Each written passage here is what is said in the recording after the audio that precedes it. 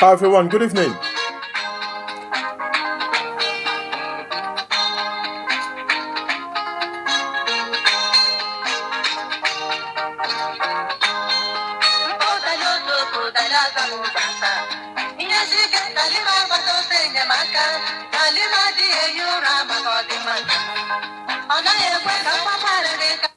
Hi everyone, good morning, good afternoon, good evening, wherever you might be watching from.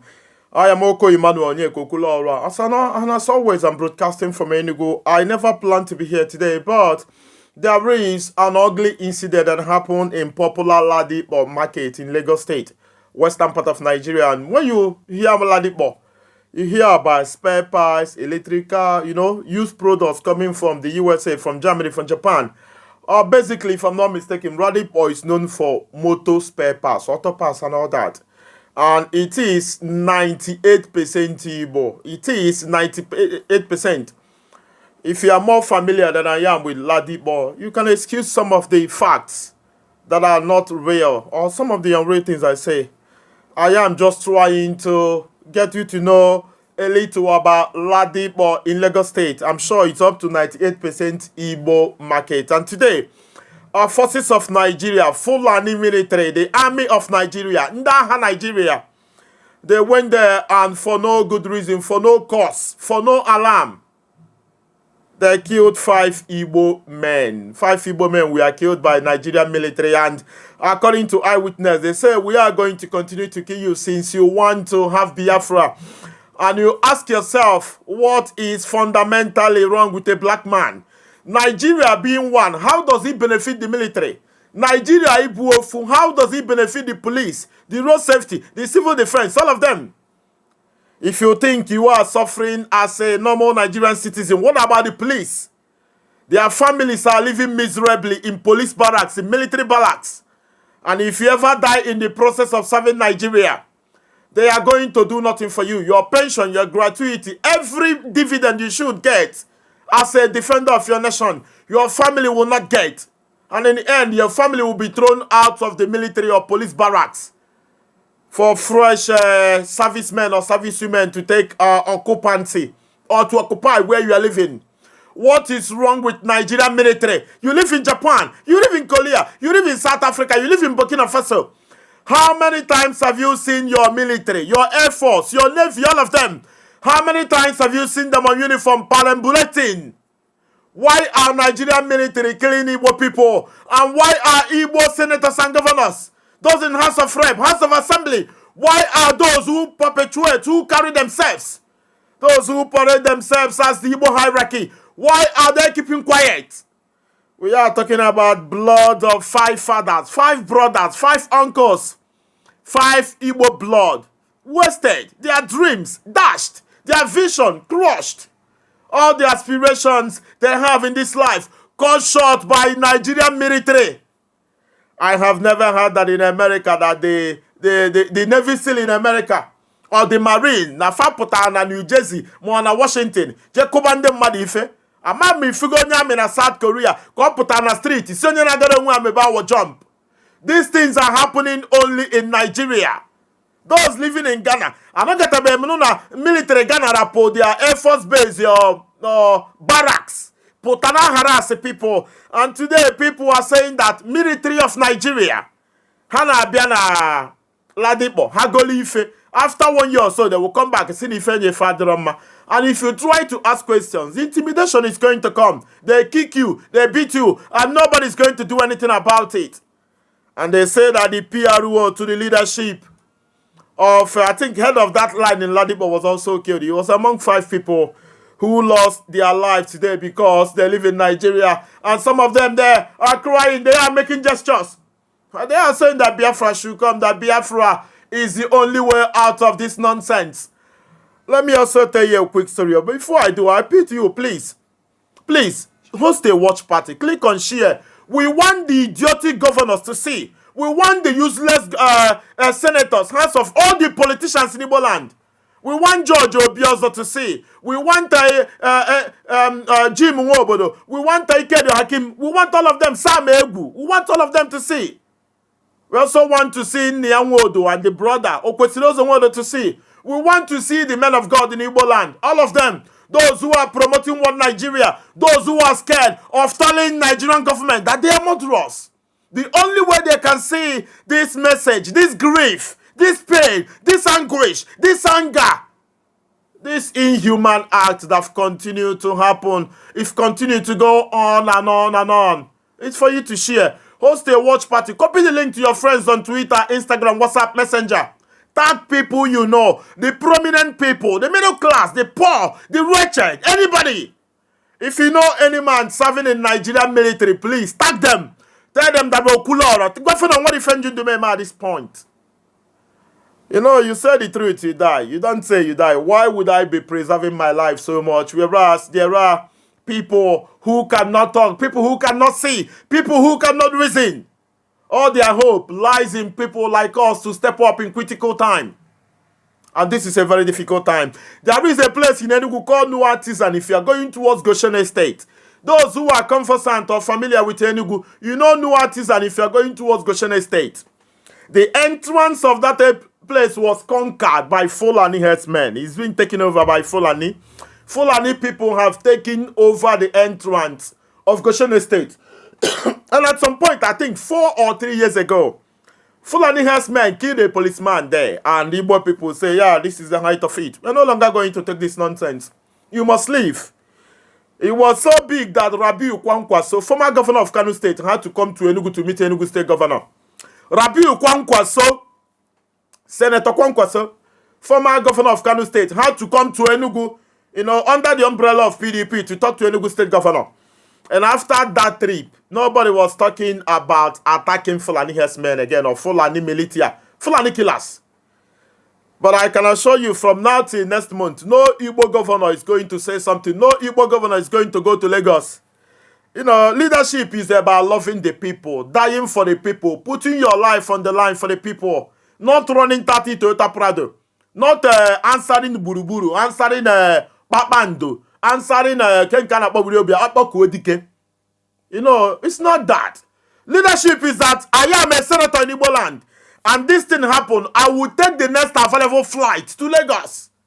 I will be in Ladipo. I will cry with Igbo boys. I will talk to them. I will know where we go from there. All the Igbo senators from Enugu State governor want to plant a puppet to succeed him. Enugu State governor wants to become a senator. These are the things that matter to Enugu State governor at this point. If you like, kill all the Igbo men in Enugu, in Abuja. They don't care. Hope Uzodinma is already thinking about re-election. Hope Okezie Ibazo wants to go to Senate. Dave Umahi wants to be president. These are the things that matter to the leadership of Igbo land.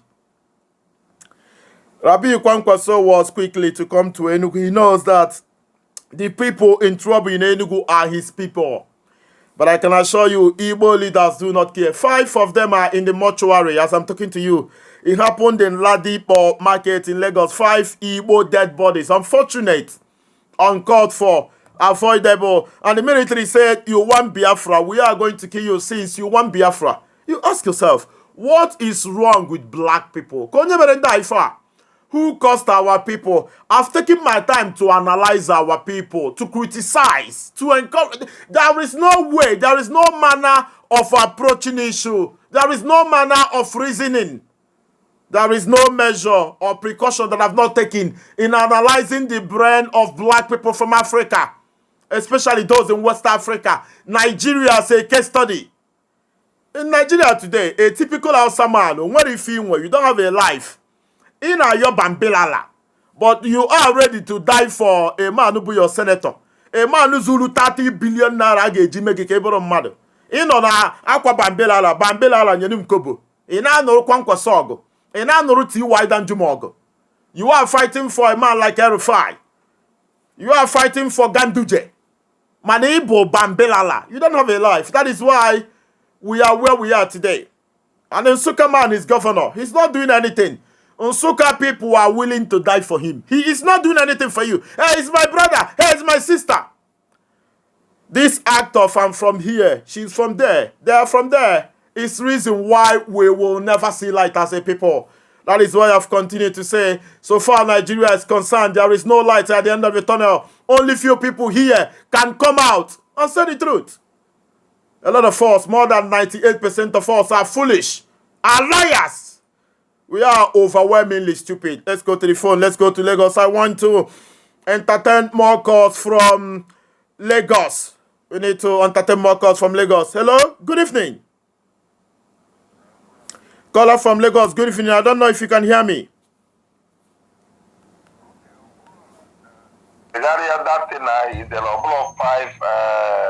Five Igbo soldier. Oh, I made a mistake in the caption. I made a mistake. Yeah. Okay. Yeah. Five Igbo traders. I think I made a mistake. Yeah, wrong caption. I'm going to correct that. Call me on 0901-734-2796. 0901-734-2796. I cannot correct until I finish the broadcast. But you understand the point. 5 Igbo traders killed by Fulani soldiers. You know, when you're using autocorrect, you are prone to make a mistake. And I was running because I have to do a lot of other things. So that was why I made the mistake. Call me on 0901-734-2796. I'm going to correct the write-up immediately after the broadcast. It's impossible to do that right now. So call me on 0901-734-2796. Let's not emphasize so much on the write-up. There is an obvious mistake there, and I've taken responsibility. The only way I can rewrite is after the program. I'm going to do that after the program. Let me try to pin up the number for us to call. It is 090-1734-2796. There is a message, a video, a publication on social media. Our people at Ladipo, a very massive market in Mushi. They say it's Mushi. I don't know. I will make a lot of mistakes today, certainly. But you are there to correct me. We are in this together. Let's go to Malaysia and see. Caller from Malaysia. Good evening.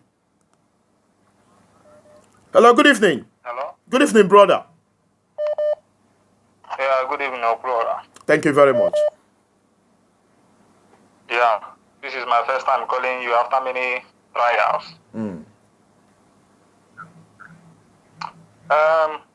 Brother, I'm having technical issue. Please, raise your voice so our people can be hearing you. Oh, take your voice up.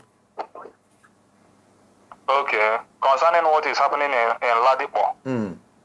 I don't know what to say, but the way things are happening in Nigeria, I begin to question myself about our people in the military.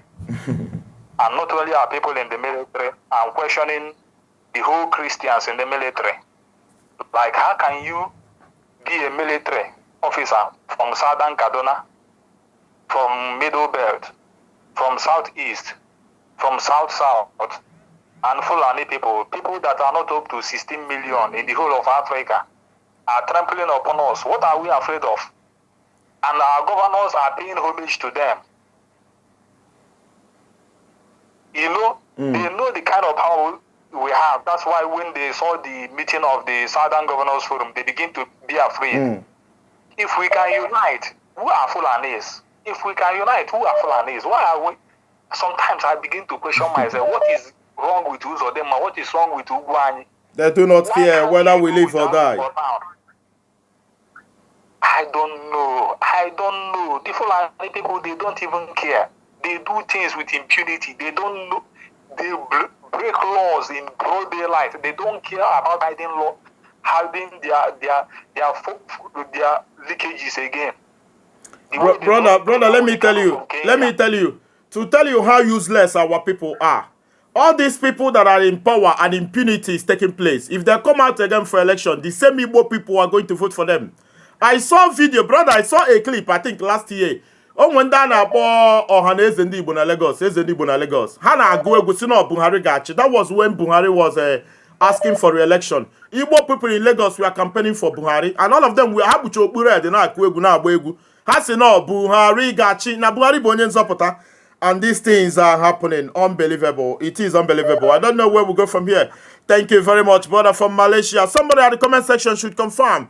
Did you hear the caller very well? Because I'm having technical issue. Did you hear the last caller very well? If you are hearing the last caller very well, you know, his assertion, you can as well indicate at the comment section so we can proceed. I want to make sure you are hearing the caller right at the comment section. If the last caller from Malaysia, you got his comments clear, please tell me so I know. Caller from South Africa. Good evening. Good evening, brother. Good evening, my brothers.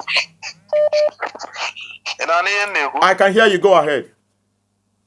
Yeah, good evening, everybody that is listening. Good evening. My name is Mr. Ike.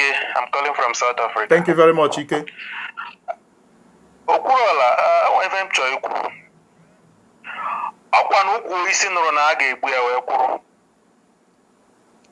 I think our people are educated enough to know what to do at any particular given time. And stop ranting and complaining online. A military invaded Ladipo market. No matter how many guns they have. I'm in South Africa. You people can see what is happening in South Africa. These are people who don't care. They are ready to die to get their freedom. And our people are busy crying like a baby. Brother, what do you think our people should do? What I think our people should do is this. Military invaded your market, which they don't have right to. Whatever reason, that madness that brought them there, and they start shooting. You people don't need to run. I know our people.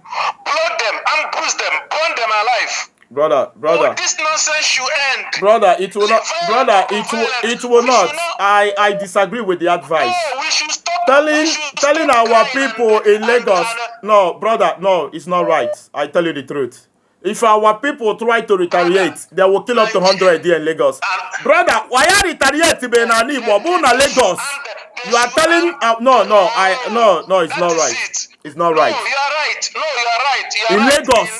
What you cannot do in Anambra, Enugu, you are telling them to do it in Lagos. Brother, they will kill all of them. A military that came to tell you that they are killing you because you are asking for Biafra, and you are telling them how many of them in Ladipo. Brother, they will open all the military bases in Lagos and they will kill all of them. There will be Igbo massacre in Lagos. That is why, brother, there are people that should lead front. Brother, let me tell you, if you want to attack anybody, you attack Igbo senators and governors. Brother, tomorrow morning, what should be done is that 15 Igbo senators will stage a protest in National Assembly. Nobody will sit in National Assembly until they explain to us clearly why they are killing our people.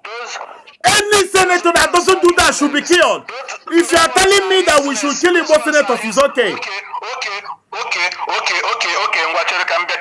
I know that those ones are useless right from time. Now let me ask you a question. Do you know that our people, our youth, as we speak, are collecting money from these particular senators and supporting I know. Do you believe that? I know. Why should it be so?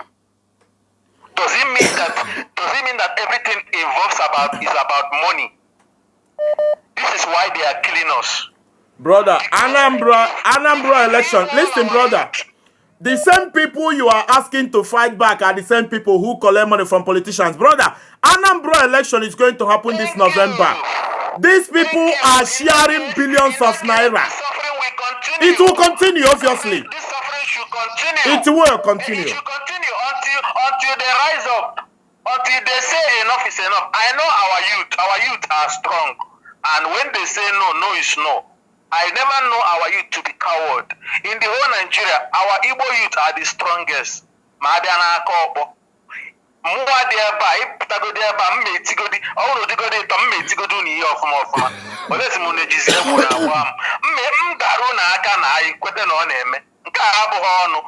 Problem our youth are become so useless that when you give them 5,000 naira, 5,000 naira is too much. They pay 1,000 naira. I saw those. Can you imagine? I saw the people dancing for Ifeanyi Uba. Yes. Ifeanyi Uba, Ijebego. They were just. These are the people you are asking to fight in Lagos. Thank you very much, brother from South Africa. Thank you very much. Our people need to be realistic. You need to be realistic. If you run Anambra, you run Enugu, and you are telling our people, nobody in Lagos, no Igbo man in Lagos should ever fight Nigerian military there. I don't know anywhere in the world where you see military walking up and down. You go to America, you see American army and people, the relationship is too much. It's emotional. They salute them for defending them. But in Nigeria, where we come from, the people who should be defending you will be killing you. Why would a military man wear a military uniform to buy a tire? Why would you wear a military uniform to the market? To bully people, to intimidate people, to put fear on people. And brother in South Africa is telling our people to fight Nigerian military in Lagos. God forbid. I will never be party to that. In as much as I want our people to be fine, there are times to deal. There are times to fight.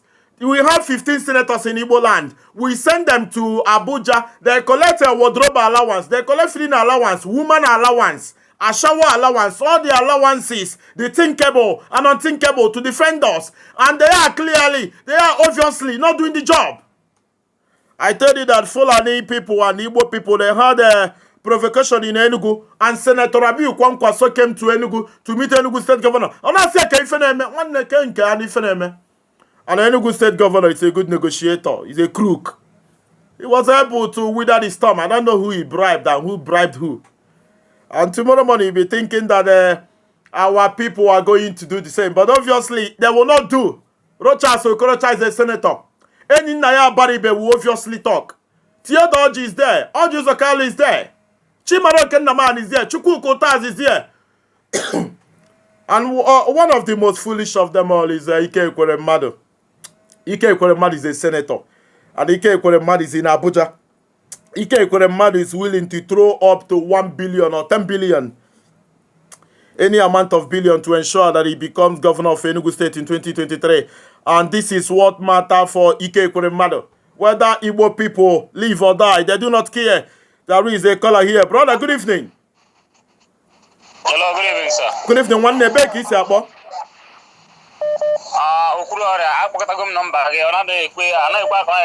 You are here now. You are here now, brother. Be ki se akpo. Oh yeah, go ahead. Talk to our people. We are listening to you.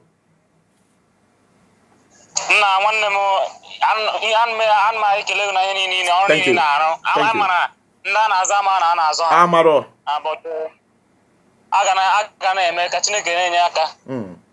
So if a man Lagos today and Aradekbo, Otranya, daughter.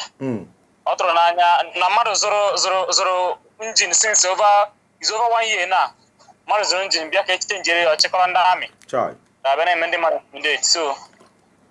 So here I am the mother or 2 and now on the shade good. Don't see the Indi Boya and Akashu and what I know Lagos, a boy and Akashu way.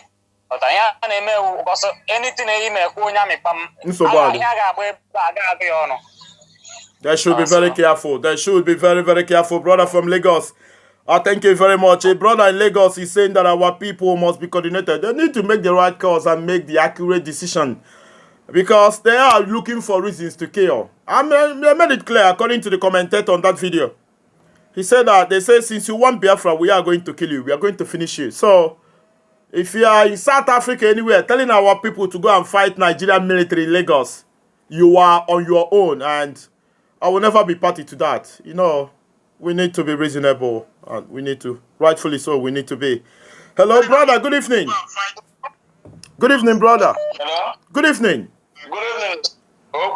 One name is Odogu. It's in Lagos, Apo. Thank you. One name, if guy now from Lagos. What is going on there in Ladipo? Yeah, Okurola. I've been following you for a very long time. Thank you, brother. What I go? This is my first time in boy line. Thank you. What I go? Everyone get to Obi today.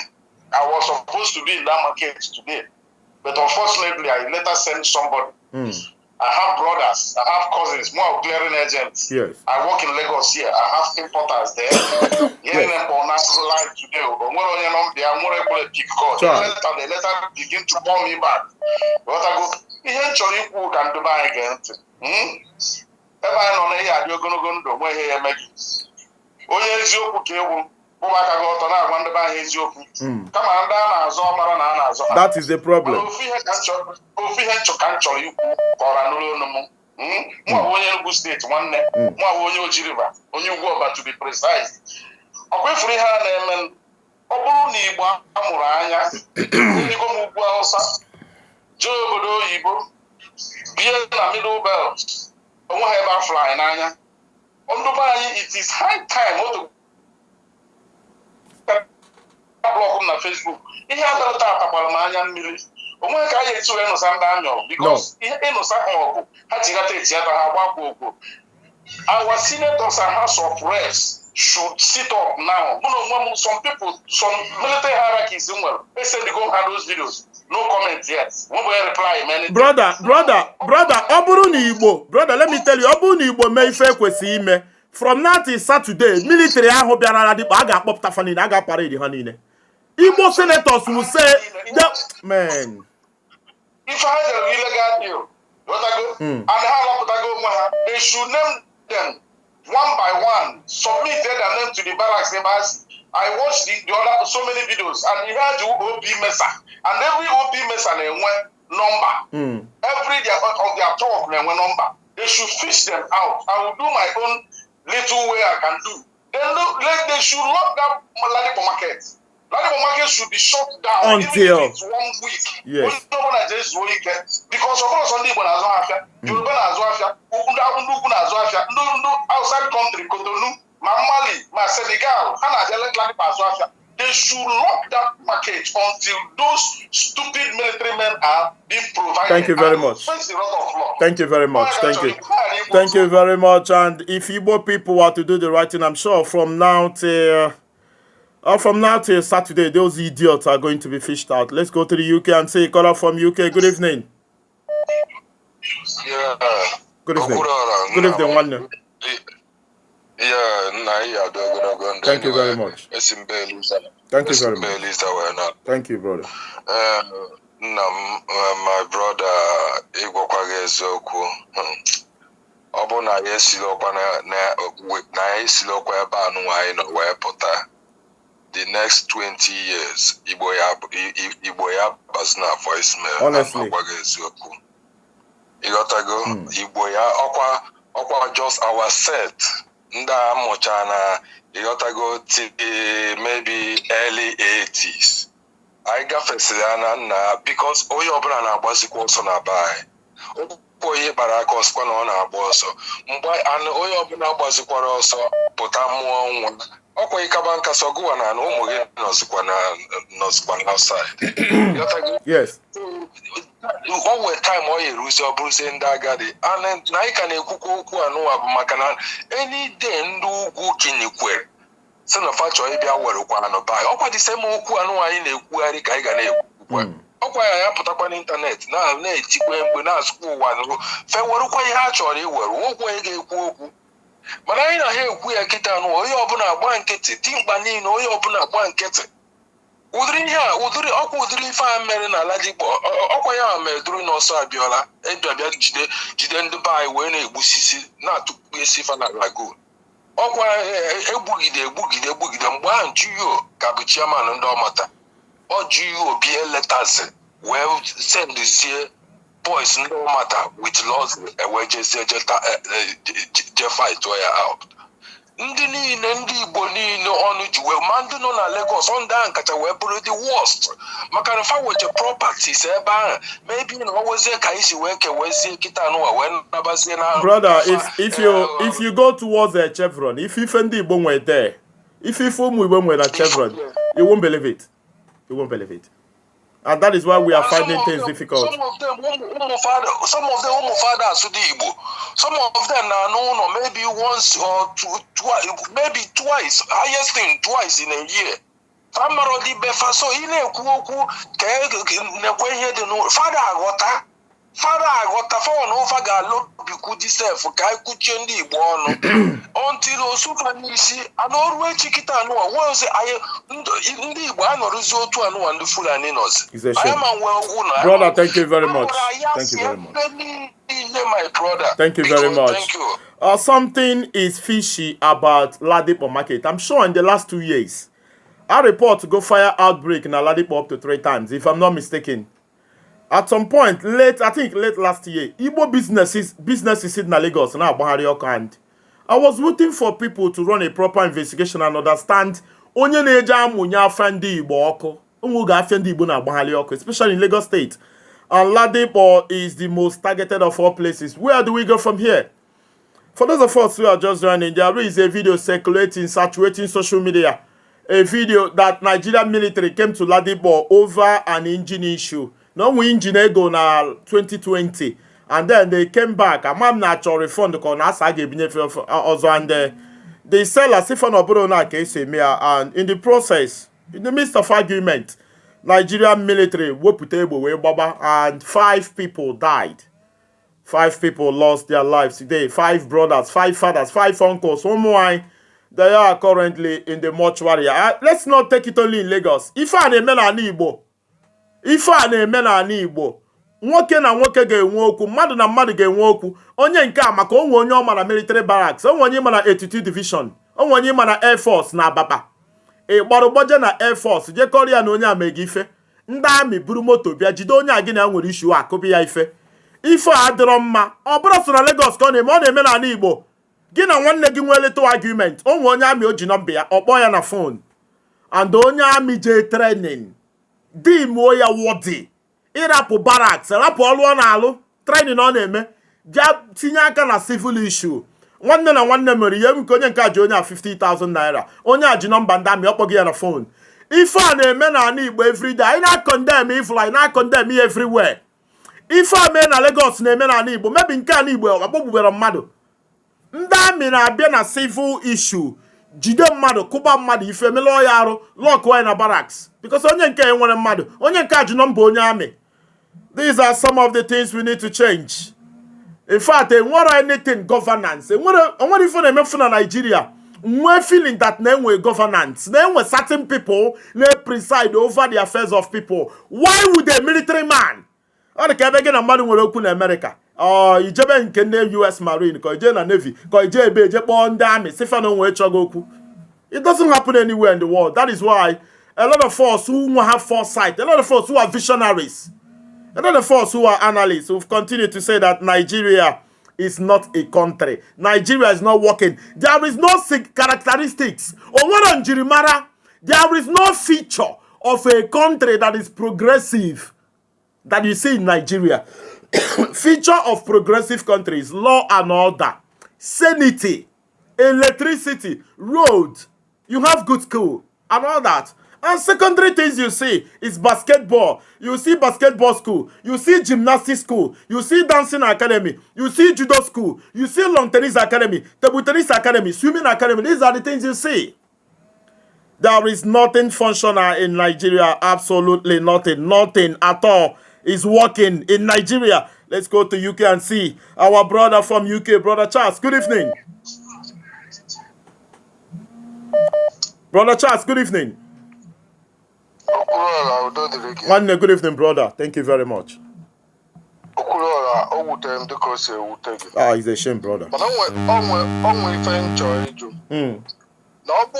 Maybe let's say one senator from the southeast or senator from the Yoruba side now appear to Ladipo to address the Ladipo under him see how I get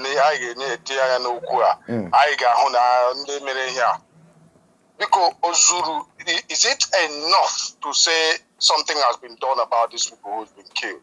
It's not enough, brother. What is enough is for us to give Nigerian government ultimatum, the head of Nigerian military, 3 days. Then we take it off from there.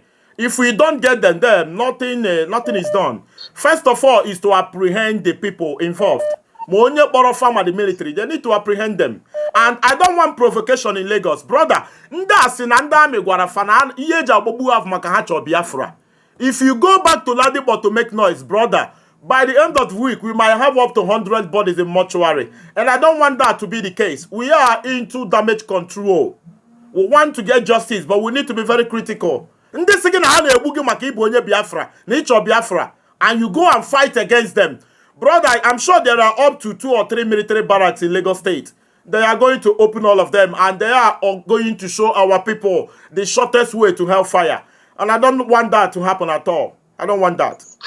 Yeah, yes, Okulola, Okuwato, and if you cook it up, if you know, but in other ways, as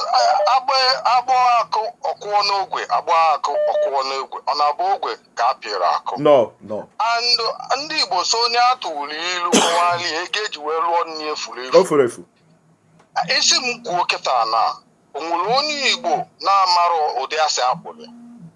Madam Wana Suten Otua, no Tutu Ebedi teacher, and then Ana Munobutandi. Kedi female and Igbo. Ota Ladipo no na Ladipo Union ndị na-azụ pasa. Ọ bụ na ha decide they say okay, enough is enough. We are going to our place. You're going to come all the way from your own place to you're going to run 8 hours to come and buy pass from us. Iche no onye ofe manu di ready. It na to pass amanya. No. It's not their thing. I kwesịrị ịbịa ghọta. I kwesịrị ịghọta. Ọ bụ na ya aghọta go there na many ihe anyị ga-eme. Mana ọ bụghị lamentation all the time we are lamenting and there's no measures we've taken even if I ga to we're supposed to do something. Onwere onye ofe mmanụ ma onwere onye Awụsa rụrụ ụlọ be anyị. Onwere onye ofe mmanụ ma onwere onye Awụsa na nwere na-akwụ taksị n'ala Igbo. Ọkwa ndị ofe mmanụ na-arụ ụlọ n'ala Igbo ha bịa ha were ego ndị Igbo ha rụcha ụlọ. Ọkwa ndị akpọrọ bịa arụ ụlọ ha rụcha ha were ego lawa ga dozie ebe ha. You're right. Ka ihe anyị ji wuru ndị na-amaghị ihe to be honest anyị amaghị ihe. Ị ga-ahụ na this platform gị na ihe niile ga-akpọ na-eti ewu ishimishi ma aka ma egbuola ya agwụla agwụ ndị Igbo. Ka ihe a ga-eme. Director na Maazị Nnamdi Kanu anọrọ na nga. Ọ bụrụ na director anọrọ na nga ebube ya ga-eche ndị Ladipo today. Nwa onye ga-abịa na Ladipo mee ya that thing. In the absence of Maazị Nnamdi Kanu, have you seen what that absence has cost to us? And then what are we going to do? You understand now? And some people are feeling, okay, now it has happened to Ladipo. There are some people in Ladipo who has not believed that such could happen, who has not even believed in the measures put in place to make sure that this doesn't happen. You've said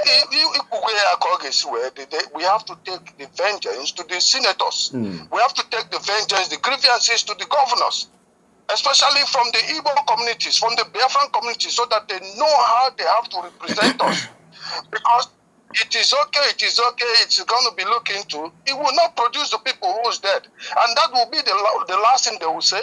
And they will just go their separate ways. You're right. And there will be no court case, no litigation, nothing whatsoever to talk about this come next 2 months. Thank you very much, my brother Charles from London. Thank you very much. Thank you very much. Thank you very much. I am asking you where we go from here, and you are as well asking me where we go from here. It is very complicated, but let me tell you, the biggest mistake you are going to ever make in your life is to fight for people who are not ready. That is going to be a grievous mistake. Speaking for people who are not ready to listen. Fighting for people who are yet to buy gun or cutlass or to buy whatever armory they are going to use to defend themselves. In the end, you are going to be disappointed because the people you are dying for, the people you are fighting for, the people you put everything in line for are not ready. Our people are obviously not ready. Let me be factual. And that is exactly why Maazị Nnamdi Kanu is where he is today. A lot of us are ready, maybe 30%, but 70% of Igbo people. Don't look at yourself because you are sensible. You say we are. Igbo people are over 50 million people. I'm talking about just Igbo people, not those who call themselves South included. Igbo population There are over 50 million. Let's say you want Biafra to come and you are saying, let's go. No, what about 40-something million other people? How ready are they? A lot of things happened in Igbo land and nothing happened. You think mere killing of 5. I'm calling the one that happened in Lagos today, mere. When the Nigerian military came to Abia State in, I think, September 2017, and they were shooting for more than 1 hour. Over 20 people were killed. After that killing, the following day in Igbo land, people went to market, people went to work. There was no protest. Absolutely nothing happened. Over 20 people came na Beze. Abia na Beze. The father of, late father of Mazi Nnamdi Kanu. Igwe Israel Kanu. Abia no be aboli everywhere. Nigerian military came to Igbo land. About Python dance. They put a lot of youths. After that invasion, I think after 1 month, people went to the bush. And from some clips we found, and when all these things happened in Igbo land. The subjugation is too much. The inhuman act meted on Igbo people, they are too much. And the same Igbo people are still voting for the people who are stupidly doing nothing in their representation in Abuja. Uche Ekunifo kwa your senator. Stella Oduo kwa your senator. And the general Debu na Lagos now. I am well on Anambra no there. Nobody, none of them is talking. None of them. England played the game and there were racial utterances made towards Saka, Jadon Sancho, and of course Marcus Rashford. The mayor of London is talking. Prime Minister of England is talking. Everybody's putting their voice. Nobody died. Just a verbal attack. It's a verbal attack. A spoken word. Come on, get at you, black man. And the hierarchy of UK, everybody's talking. 5 Igbo men dead in Lagos and nobody, absolutely nobody. And the same people want to be governor. They want to be senator. They want to be president. And the same Igbo people that are dying on a daily basis are rooting for them, clapping for them. I'm tired of these people. They are not ready. And I do not want to fight a fight that I will lose. You know, I've long went to deal and went to fight. Before I engage in any fight, I try to do my analysis. Where am I going to end? Igbo people are not reasonable yet. Ngwasiage mankwe. Ebidoko campaign na Anambra. Ijabi fanya bana make campaign for thousands of people. Ijabi Andy Oba. Andy Oba is the biggest criminal in Anambra state political setting. Andy Oba is running for governor. Andy Oba put a campaign for thousands of Igbo people there. These are the people you are urging to fight. These are the people you want to fight for. You go there to fight, they are not going to support you. You are going to find life difficult and miserable. These people are not ready. And you need to know that. Let's go to Indonesia and say, caller from Indonesia, good evening. Hello, good evening, brother from Indonesia. Good evening. Make your voice a little bit louder. My phone, the bad, so our people can hear you clearly. Thank you very much, Udogu. Okay, you're welcome. Thank you. Yes. So, the only thing in Choriti go to Puna, the Igbo, need face good our politicians first. That is the way out. Brother, let me tell you, before you continue. Apart from a beating politician, brother, can you listen to me? Are you hearing me? Yes. Apart from fighting politicians, when mother they come 500 in Enugu, I tell I will write in the block Enugu State Assembly or Enugu State Government House. I send down a child put why I generate by no. Why I want life? Brother, one could be abona kuro Enugu against government, the mayor essay to governor. A month to 100,000 naira. If you on a query. Can they get J for any brother? Nobody. Reason into any rehab. The no source of one gave Burumbosi, Mbosane, protest in Lagos, Ufonia or Bakibu, from what the wine cable. The whole politicians know they can fight up to today. But our politicians never talk anything about us. And we are voting for the same politicians who don't care about us. It's to tell you that it's not far from us. The only way to fight this battle will be to flush good hammer out of the system. Brother, let me tell you, we need to be realistic. brother onye amara ife ada flush mmadụ out jegoni common protest ọ dị ime nwe protest wee flush ba mmadụ adị m ala ka anyị na-ekwu ife na nwanne ndị isi dị mma na ala Igbo na-eru ha 20 I'm being honest ọnụ nwa n'obodo Igbo na-ebe akwa ife na-eme n'obodo a people nọ na ala Igbo are comfortably they are happily suffering ndị n'obodo Igbo na-aba mba ikwuru ife apụta na ile chi na-asị na this boy enwere ife ọ na-alụ na ọ bụ na onwe ife ọ na-alụ na ọma na ebe a na-ekwu na na-emegbu ndị Igbo that is the truth. You need to understand, and you can't fight from outside. The people that should be asking questions do not care.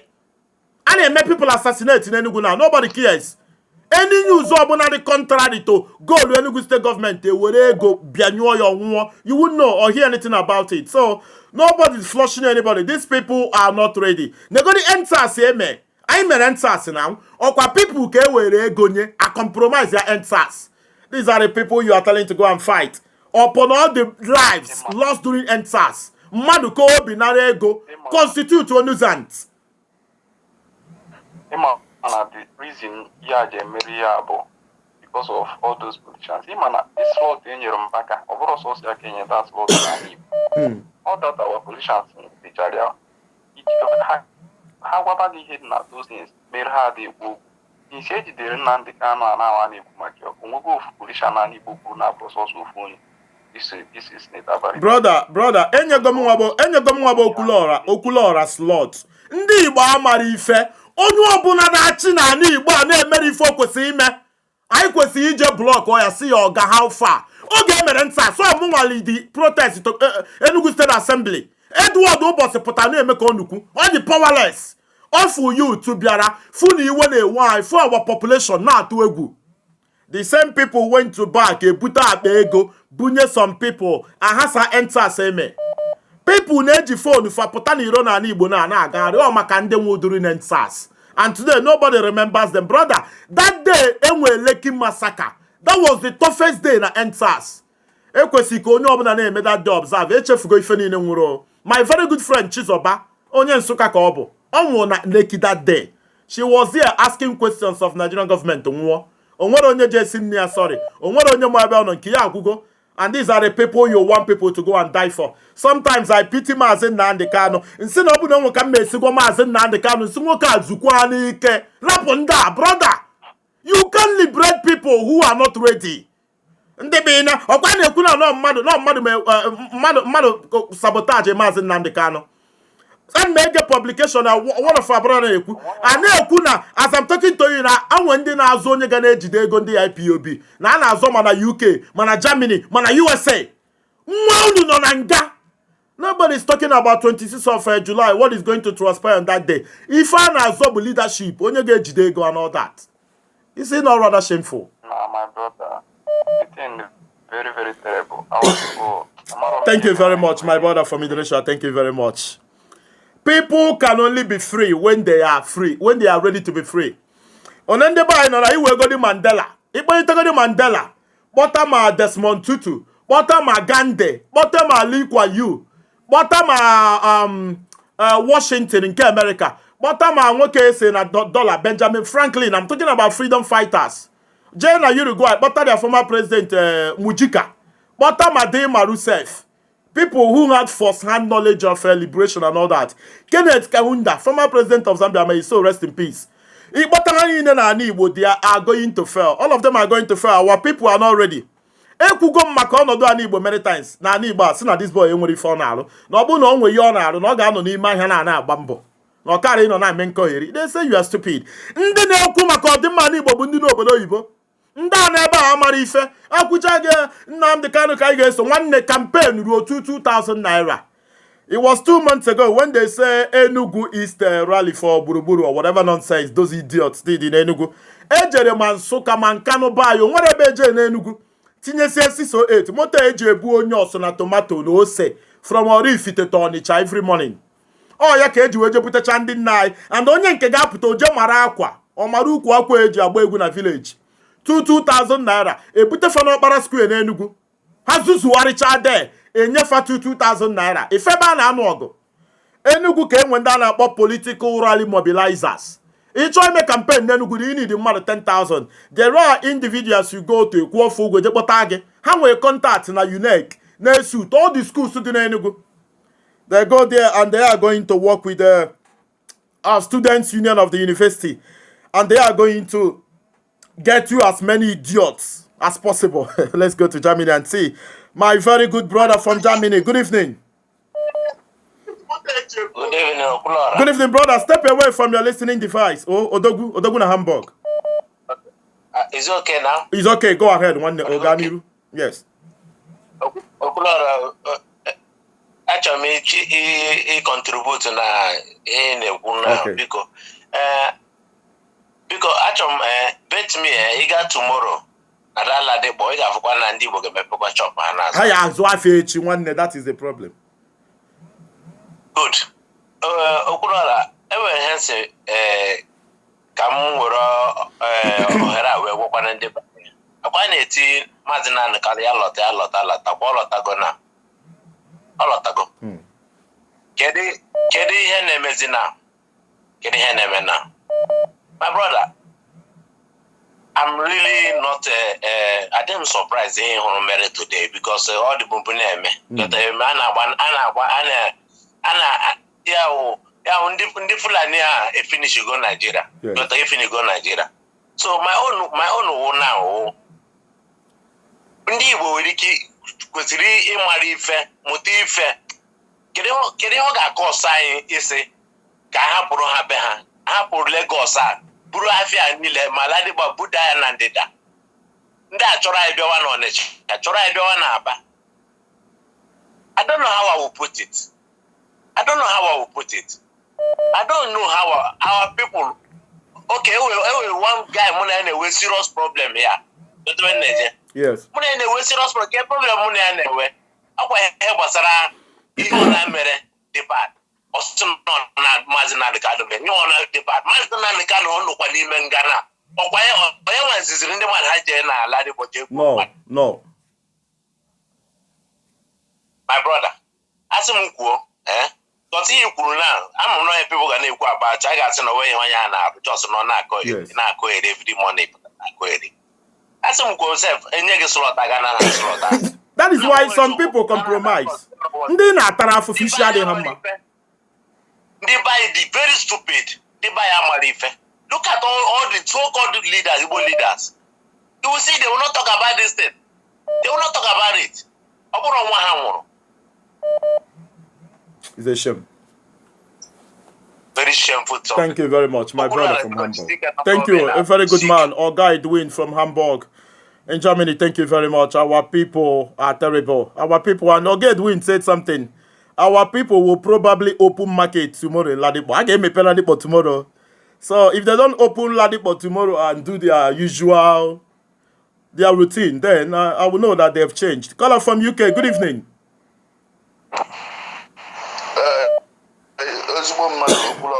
On your man UK. Good evening, brother. Yeah, I'm American. Thank you. Move away from your listening device. It's low. Don't listen to yourself. Just talk to the phone, please. No, he's not paying attention.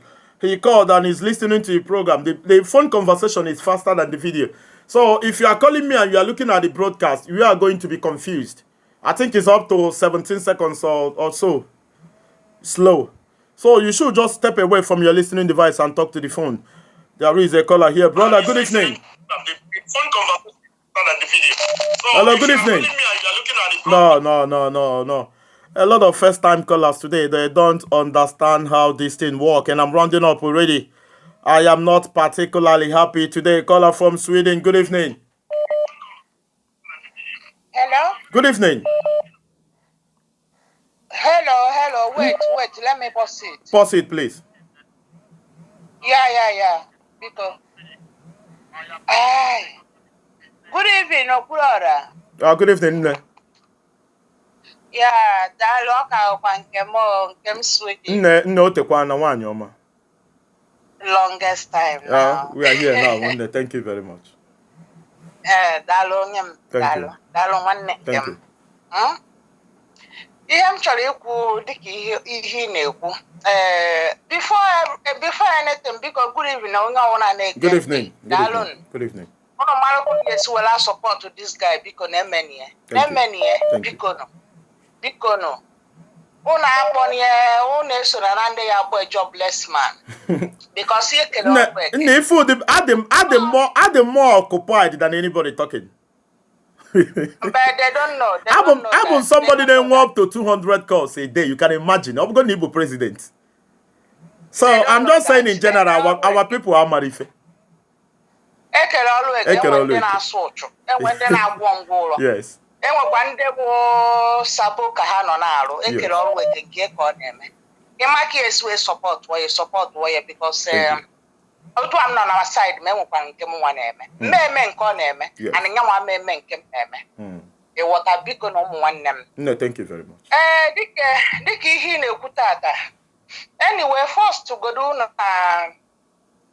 mmasị na frustration o Amasina because a post street is run the by Ajojo.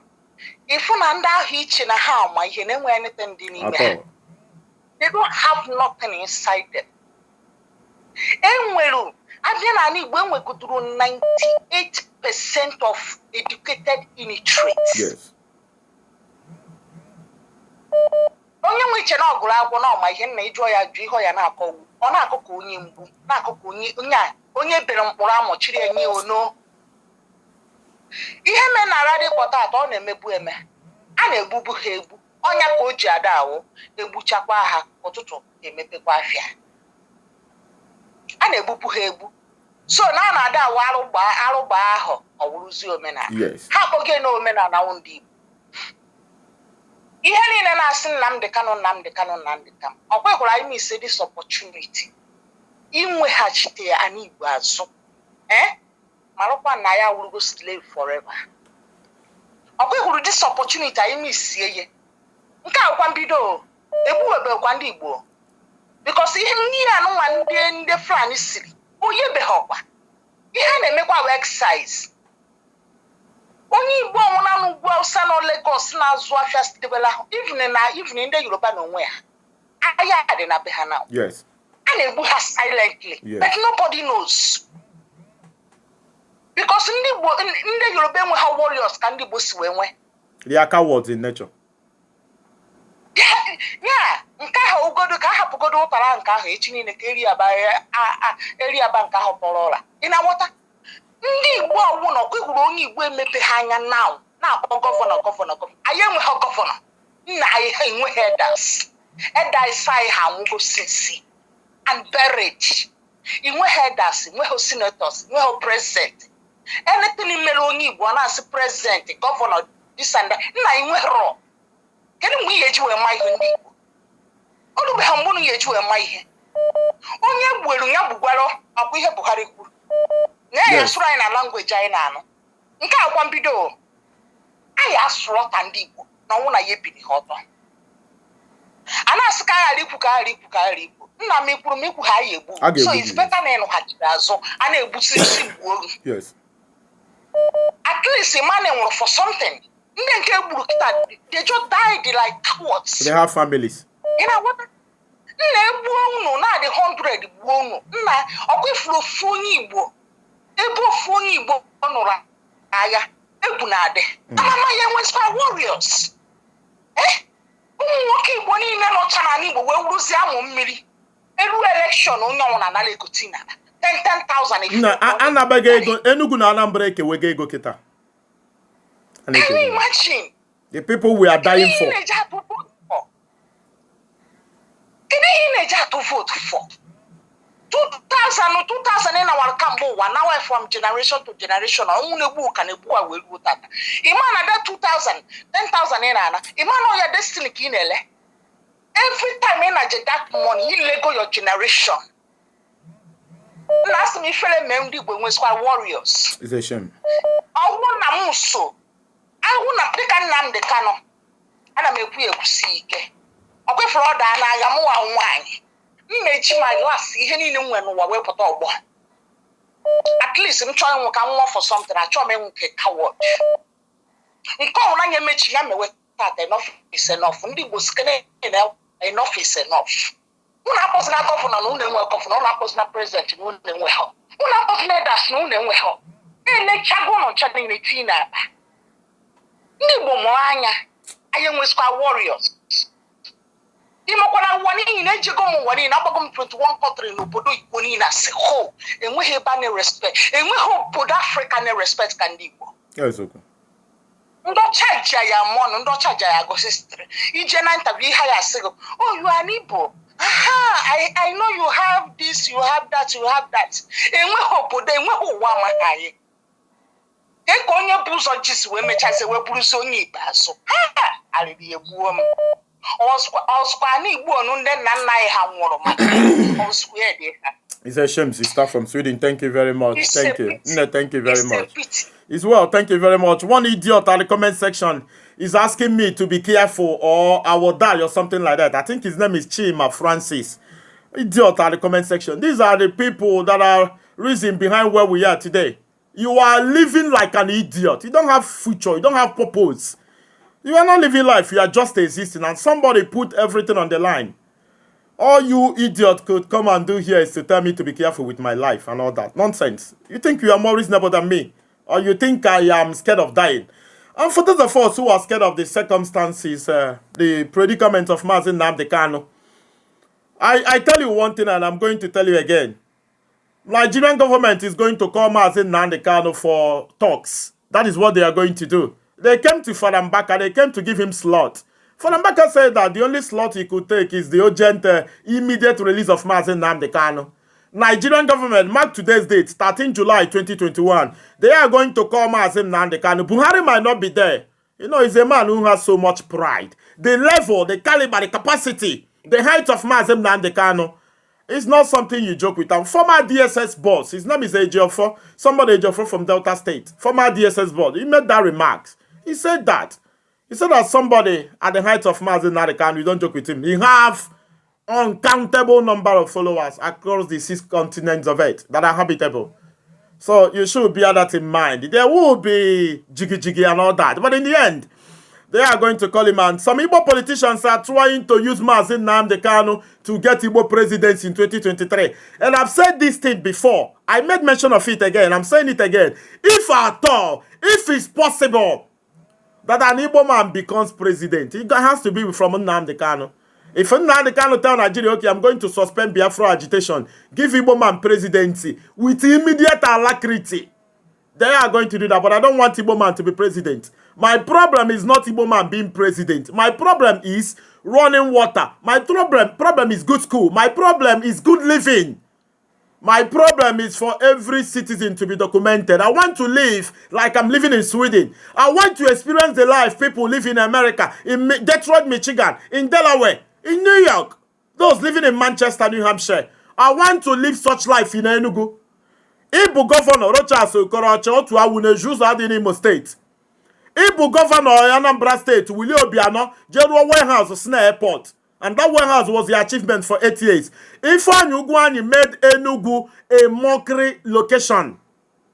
You talk about Theodore George Sokaru, criminals. As a governor, we cried, we died, nothing happened. And you want to be president? I choose to be very different. I don't want a president from my tribe. Giving me a guy who was governor, a senator, nothing changed. My living was worse. And you want that idiot to be president just because I'm an Igbo man. I choose to be very, very different at this time. And thank you very much for being here today. And for those of us who send me clips saying Okulora at 100,000 followers on Facebook, you are incredible. You are doing well and all that. I got your messages on WhatsApp and I am very thankful. And I'm going to do the compiling very, very soon. These times are difficult, but I can assure you, come rain, come sun, come shine, come whatever, I am never going to change my color. I don't want an Igbo president. The Igbo man you want to make president, tell me the person. Let's check the record as a senator. And of course, as a governor. You want to make Eljus Okalo my president, God forbid. You want Okezi Ibazu to be my president, God forbid. You want Dave Umahi, God forbid. Who do you want? For this idiot, they are not going to come in. Mazi Nnamdi Kanu, we know he made all trances and all that. He's out of anger due to marginalization. No Igbo president before. Since the ceremonial president, Nnamdi Azikiwe Onitsha. You know, they want to use the Nnamdi Kanu's argument and position to get the Igbo presidency. I can assure you, you need to get yourself prepared. Difficult times ahead. Dangerous times ahead. And I'm not even seeing light anywhere at this point. We need to get into the tunnel and then sight far ahead and see if there is light or if there is none. It's a critical time. It is a very, very difficult time. Thank you very much. Tell me at the comment section, tell me where you're watching from, and seize this opportunity to connect with an Igbo man or woman in nearby location. Those in Switzerland, Norway, Denmark, those in France, Finland, those in North Ireland, those in Colombia, those in Canada. Write at the comment section. If you see a brother, a sister, an uncle in nearby location, send them requests. Give me contact. You know, that is what I do every time, man. People who are honest, genuine, are getting a lot from that. Not those watching with fake accounts. But you are using a fake account to watch. What betide you? Are you not shameless? We need to go to war. We need to go to fight. And you are attacking a man who is in Nigeria with his face up. A man who every security apparatus in Nigeria is watching. You are attacking me, but you are using a fake account. I don't think you should be talking at all. Use your main profile. Say something. Die for what you believe in. That is what makes you a man. What makes you a man? It's not what makes you a man. That's happening by for gonna give me. That's not gidi. It's how make it out, game. Apart from the fact that you get where going talks and but apart from that, genuine followership or genuine audience you don't have. I see now, apart from the money you want,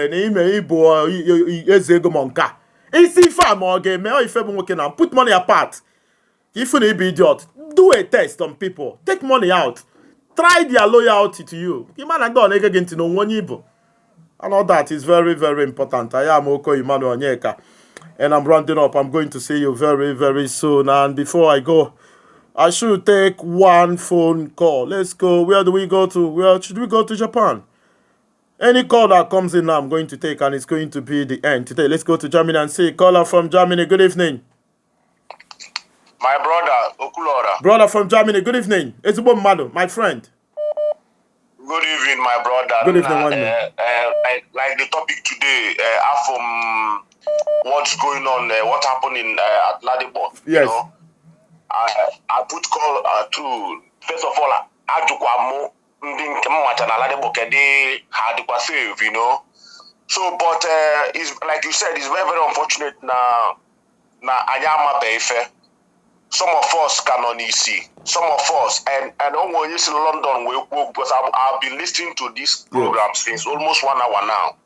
The guy said that now, before in 20 years' time, yes, exactly the truth. You are right. If we don't take time now, but I'm not in you could hear that now. Tomorrow now, people will go there and open their shops. We are watching, brother. When they open market tomorrow, I'm going to come and tell our people that these people are not ready. Do not die for them, brother. That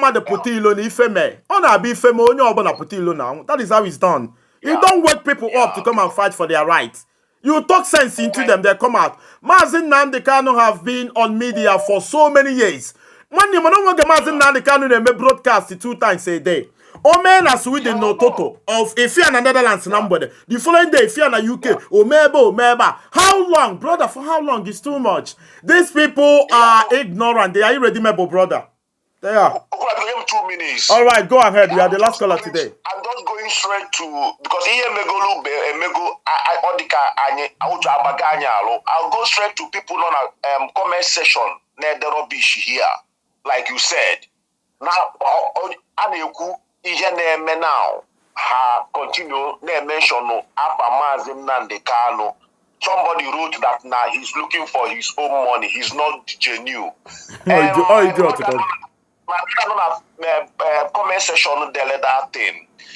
I want to refer you back to 2014. Nnamdi Kanu did not see Buhari. We're saying that they will replace people, the competent with people, the incompetent. Yes. They will put all their people in every position, and they will arm their Fulani herdsmen and their to the teeth that they will kill people and they will be protected.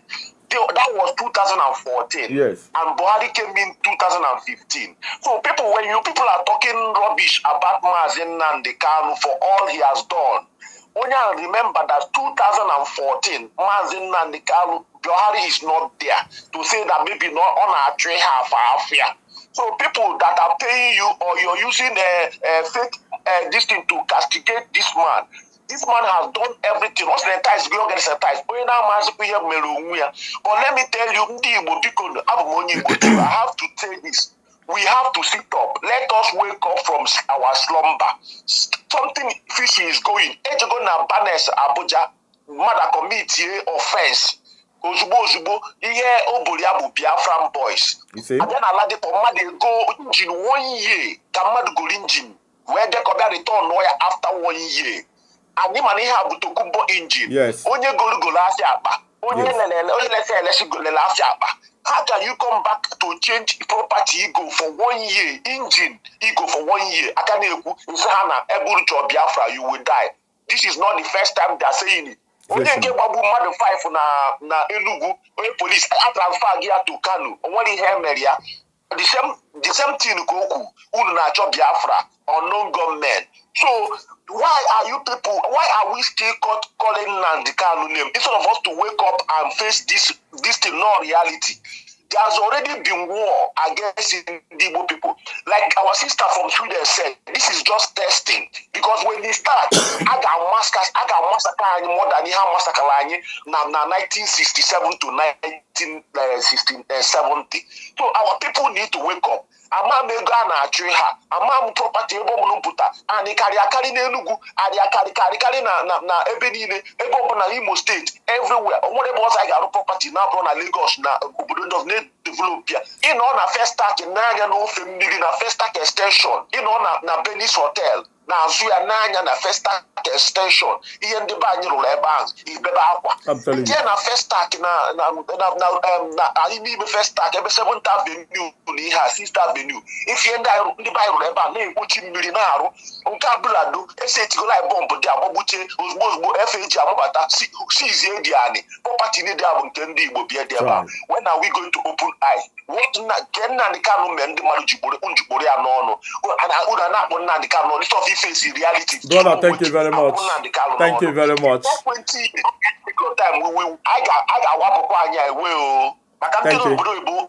Are not coming back to Nigeria and we are getting old here. Thank you so much. Thank you very much, my good brother from Germany. And a few days ago, I saw a clip. I asked Genevieve Nnaji. Genevieve Nnaji bụ onye Imo State, if I'm not mistaken. Ọ dị ka onye Mbaise. Sorry, ọ bụ na m mistake. Genevieve Nnaji enwe ebe asị ọrụ estate na Abuja and ife adịchaka kondo dị a na-arụ na Malaysia na Thailand ka a sị na Genevieve Nnaji ruo na Abuja. Eje m Lagos. I had a short tour in Lagos. Afụkata m eje m ebe a na-akpọ Chevive na Lagos. Fife ndị Igbo lụ de egwu na-atụ m. These are the people you are telling about Biafra tomorrow. Asị na Genevieve Nnaji nwere estate. Onwe ebe egosi m na Abuja then Apo, what they call Apo extension, something like that. Nwanne if ụmụ Igbo lụ there, Igbo nwere property run into billions there. And these are the people you are talking to about Biafra, people you are telling about Biafra. Moko Emmanuel Onyeka Okwuluora. I've continued to say this thing, Stop coming here to discourage me. If you are a coward, I am not a coward. You might be a rich man, but I am who I am. And someday, Obona Karambi be a rich man, I'm going to be as well. Equal support to me, you don't do that. All you do here is to come to try to discourage me. You know, when you are discouraging me, you are glorifying your oppressor. When you are telling me not to talk, you are giving more wings to the oppressors. You can't talk to your governor. You can't ask your senator. You can't. You want to come here to discourage Okwuluora. You are sitting on a very, very wrong thing. Thank you very much, wherever you are watching from. I am signing out from Enugu. Thank you very much. Thank you, everybody. I appreciate. Thank you very much.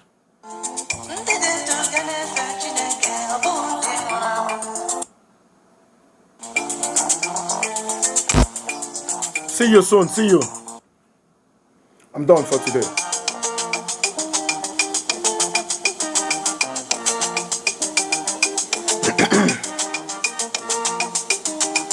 See you, everybody. I'll see you soon. Thank you very much for being here today. Thank you.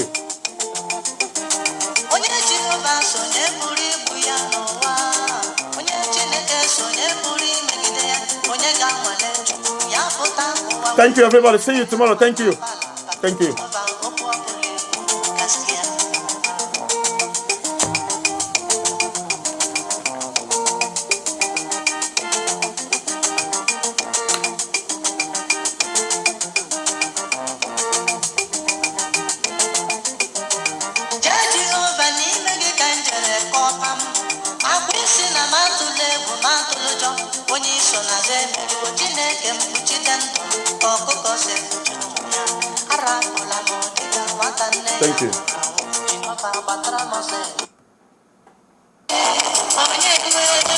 Thank you. Thank you.